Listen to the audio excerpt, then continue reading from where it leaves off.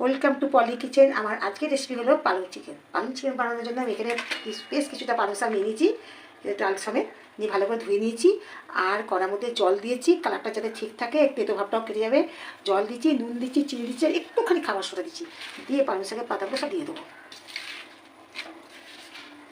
চিকেনে আমি কিছু মশলা অ্যাড করবো ম্যারিনেশন করার জন্য। এখানে আমার 550 চিকেন আছে, স্বাদ অনুযায়ী আমি নুন দেবো। 1 চামচ আমি আদা বাটা দেবো। আমি এখানে কাঁচা লঙ্কা, ধনে পাতা, পালং শাক বেটে দিচ্ছি, অনেকটাই ঝাল হবে। একটু লঙ্কা গুঁড়ো তারপরেও আমি একটু দেবো, একটু ধনে গুঁড়ো দেবো 1 চামচে,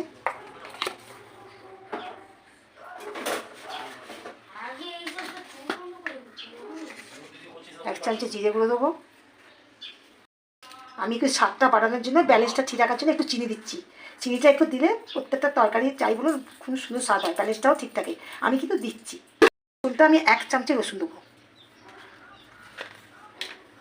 টক দই দেবো, টক দইটা একটু পরিমাণে বেশি দেবো। আমি টক দইটা ফাটিয়ে নিয়ে একটু হাতে করে ভালো করে মেখে নেবো, তাহলেই হবে। দইগুলো ওপর থেকে একটু ভালো করে আগে চটকে নিই, ঠিক আছে? এরপর এরমভাবে চটকে নেবো।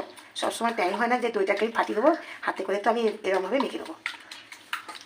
ভালো রকম করে দই মাখানো হয়ে গেছে।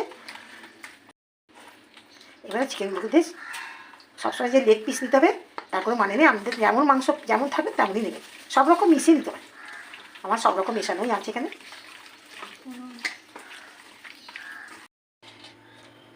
এবার চিকেনটা বানানোর জন্য আমি তেল দিচ্ছি কড়াতে, কিছু শুকনো জিনিস আমি ফোড়ন দেবো। দারচিনি ফোড়ন, 2টো ছোটো এলাচ, লবঙ্গ আর 4টে গোলমরিচ।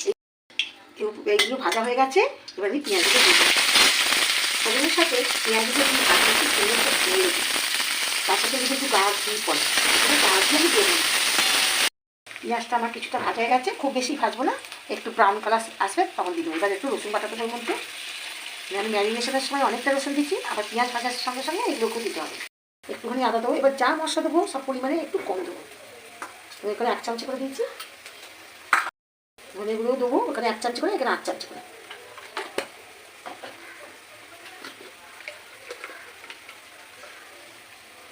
জিরে গুঁড়ো সব 8 চামচ। গরম মশলা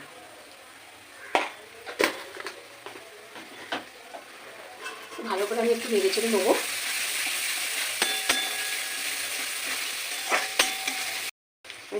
ম্যারিনেশন করা চিকেনগুলো আমি আস্তে আস্তে সব ঢেলে নেব। দই দিয়ে একটু বসে গেছে।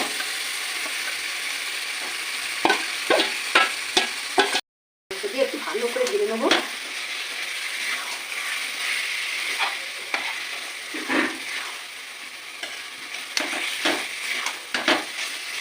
তেল ছেড়ে গেছে। এর মধ্যে আমি একটু গন্ধরাজ লেবুর রস দেবো।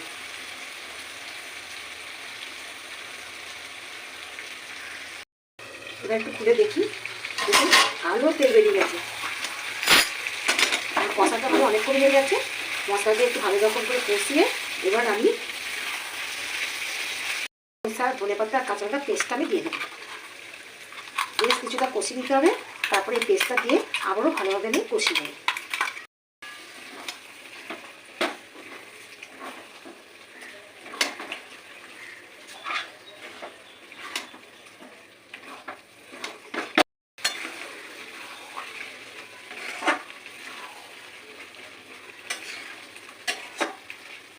খুলে দেখি, দেখি কত সুন্দর তেল বেরিয়ে চারদিকে। ভালো করে নেড়ে নিয়ে আবার এইভাবে আমি বেশ কিছুক্ষণ কষিয়ে নেবো।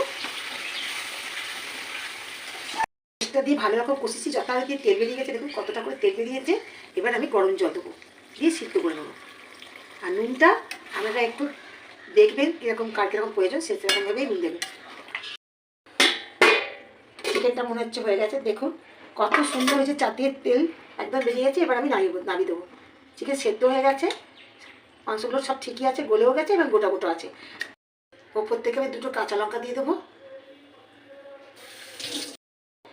তার বদলে দুধের সর দেয়, আমরা একটাও নেই। আমার শুকনো দুধের পাউডার আছে, আমি ওপর থেকে একটু ছড়িয়ে দেবো।